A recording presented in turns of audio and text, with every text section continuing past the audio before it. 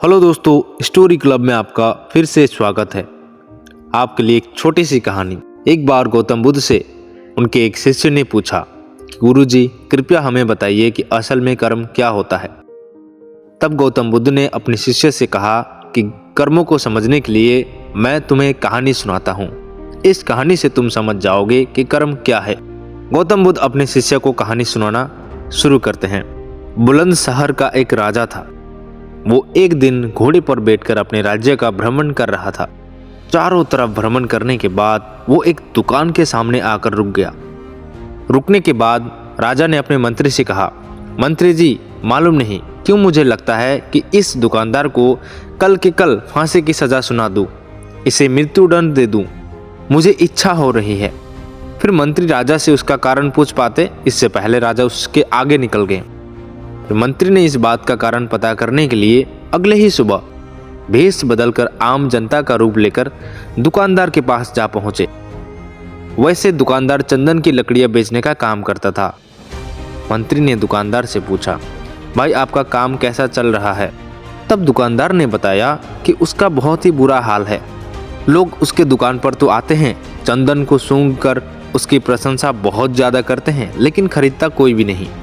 और उसने आगे बताया कि मैं सिर्फ इसी इंतजार में हूँ कि हमारे राज्य के राजा की मृत्यु हो जाए और उसके अंतिम संस्कार के लिए मुझसे बहुत सारी चंदन की लकड़ियाँ खरीद ली जाए। शायद वहाँ से मेरा कुछ व्यापार बढ़े और मेरा व्यापार भी अच्छा हो जाएगा। मंत्री को सारी बात समझ में आ गई कि यही वो नकारात्मक विचार है जिसने राजा के मन को भी नकारात्मक कर दिया है। वो मंत्री बहुत ही बुद्धिमान था, इसलिए उसने सोचा कि मैं थोड़ी बहुत चंदन की लकड़ियाँ खरीद लेता हूँ। उसने दुकानदार को कहा, क्या मैं आपसे थोड़ी बहुत चंदन की लकड़ियाँ खरीद सकता हूँ? दुकानदार ये सुनकर बहुत ही खुश हो गया। उसने सोचा कि चलो कुछ तो बिका, इतने समय से कुछ भी नहीं बिक रहा था। उसने चंदन की लकड़ी को कागज से लपेटा और अच्छी तरह से पैकिंग करके वो लकड़ी मंत्री को दे दी। मंत्री अगली ही सुबह चंदन की लकड़ी लेकर राजा के दरबार में पहुँच गया और राजा से कहा, महाराज, वो जो दुकानदार है ना, उसने आपके लिए तोहफे के रूप में चंदन की कुछ लकड़ियां भेजी हैं। ये बात सुनते ही राजा बहुत खुश हो गया और मन ही मन सोचने लगा कि अरे, मैं बेकार में ही उस दुकानदार के बारे में गलत बातें सोच रहा था। राजा ने चंदन की लकड़ी को हाथ में लिया। उसने अच्छी तरह से उसको सूंघा, उसका आनंद लिया। उसमें से बहुत ही अच्छी सुगंध आ रही थी। राजा इससे बहुत ज़्यादा खुश हुए और उस दुकानदार के लिए मंत्री के हाथों से सोने के सिक्के भिजवा दिए। उसी आम जनता का रूप लेकर मंत्री अगले दिन सोने के सिक्के के साथ दुकानदार के पास पहुंचा। दुकानदार बहुत ही खुश हुआ। उसने सोचा, मैं राजा के बारे में कितनी गलत बातें सोच रहा था। राजा तो बड़े ही दयालु हैं। दोस्तों, कहानी बहुत छोटी सी है, लेकिन इसको आपने बहुत अच्छी तरीके से समझना है। यहीं पर गौतम बुद्ध ने ये कहानी खत्म कर दिया। ये कहानी जब खत्म हुई तब गौतम बुद्ध ने पूछा कि अब आप बताइए कि कर्म क्या होता है।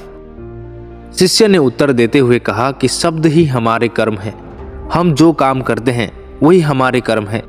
जो हमारी भावनाएं हैं वही हमारे कर्म है। गौतम बुद्ध ने सभी शिष्यों के जवाब सुनने के बाद कहा कि आपके विचार ही आपके कर्म है। अगर आपने अपने विचारों पर नियंत्रण करना सीख लिया तब आप एक महान इंसान बन जाते हैं। जब आप अच्छा सोचते हैं तब आपके साथ अच्छा होता ही है और वो होता ही है और होता ही रहेगा। दोस्तों, आपने देखा कि अगर आप अच्छा सोचोगे तो दूसरे लोग अपने आप आपके बारे में अच्छा सोचने लग जाएंगे। इसीलिए अच्छा सोचने की कोशिश करो।